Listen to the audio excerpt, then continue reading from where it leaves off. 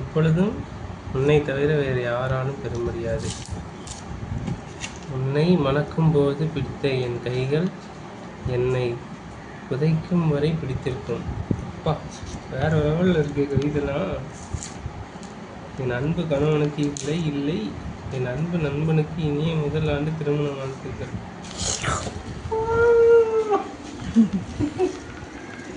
அசத்திட்டீங்க, வேற லெவல். என்னதான் இருக்கீங்க உள்ளன்னு பார்ப்போமா? ஒரு வழியாக நான் எழுதி கொடுத்த அந்த கவிதையெல்லாம் படிச்சுட்டு அந்த டப்பாவோட ஒரு வழியாக போராடி அந்த கிஃப்ட்டை வந்து என் ஹஸ்பண்ட் வந்து ஓப்பன் பண்ணிட்டாரு.